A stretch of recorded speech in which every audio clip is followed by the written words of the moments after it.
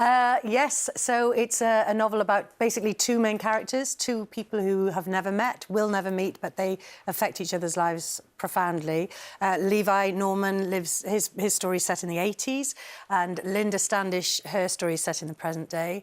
And her job is to try and solve the mystery of people who die without leaving a will or, you know, without any next of kin named. Because if that happens and you own anything, it just goes back to the Crown if they don't find any next of kin. And this unit actually exists. I read about it on a BBC website and I thought, well, that'd be a really interesting job. And what was also lovely about it was some of the people who work for this unit, they will go to the funerals of the deceased who have nobody else there. So, like, there was a homeless man who had nobody at the funeral, but one of the people from this unit went and did a eulogy and everything because, as one of them said, everybody deserves a farewell. And I thought that was such a lovely testament to human kindness.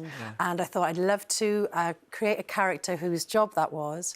So I created Linda Standish. She's in her early 50s. She's divorced, but happily so. And she is a very passionate woman. She's a plus-size woman. She doesn't drink alcohol, but her addiction is sugar. So I wanted to have a little bit of a different sort of side to her in that regard.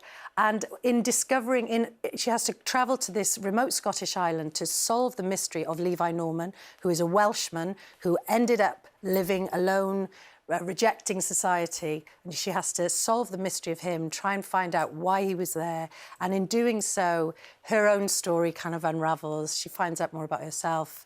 And I just love the idea of two people helping each other when they've never met, and they never will. It sounds fantastic. Well, yeah, and I've got to say, you really went perfectly in-depth with Linda's character as well, because we learn not just what she loves, but also what she doesn't like, her pet peeves. In fact, you went so far to put them in a list. Now talk us through some of these on here. Well, I have to say, Linda, there's a lot of me in Linda. Right. And one of the things that was really quite cathartic for me was to be able to list things that really get on my nerves. Yeah. So there's quite a few, but one of them is people who watch videos on trains or buses without their headphones on. Oh, yeah. Or have phone calls, and you just go, why do you think I want to listen to that? And I've gone up to people and said, excuse me, do you have headphones? No. Well, I don't want to listen. Do you go up to people? Yes. I respect Do you think that's a bit dangerous? No. James Corden did say to me, we shouldn't really do that. my main question was what your beef is with kale. Oh, yes, kale is on the Kale is list. straight in there, just kale, nothing else, just kale. Yeah, Snapchat and kale. Yeah. Because kale, you know, everyone goes, oh, yeah, you've got to put kale in a smoothie. Why? It doesn't even ever... can you even digest kale? It's got no flavour, there's nothing to it. I'm sorry to be mean to kale, but no, it's not one of mine. I'm with you. Listen, Ruth, we have so many questions as well. Claire from Essex has asked, I'm a huge fan of Riz and all her writing, both TV and her novels, but I'd love to know what made her write this book in the first person when she doesn't normally write this way. Oh, yes. Well, I wanted to...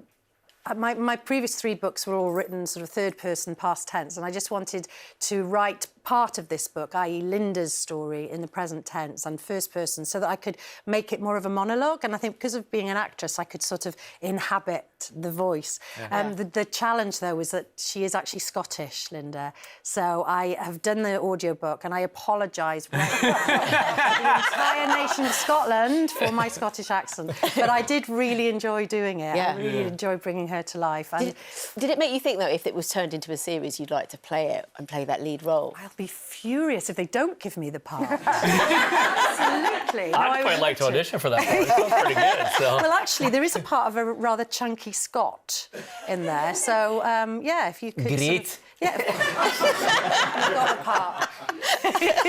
That's it. Very good. Well, Ruth's book, By Your Side, is out now. We've had so many wonderful messages here. Shall we, Kate? Yeah, of course. Yeah, go for it. Kate says, love this lady, fabulous actress, glamorous and such an exquisite voice. That's for Joanna, but that could be for you as well. Excuse me. I'm getting really excited then. I was thinking, that's nice. Hashtag awkward, yeah. We do say as well, for Alexander, Essie has said, I think Alexander makes the most distant characters feel relatable, which is very comforting to see on screen. Thank you, Mother. That's all we've got time for tonight. Thanks.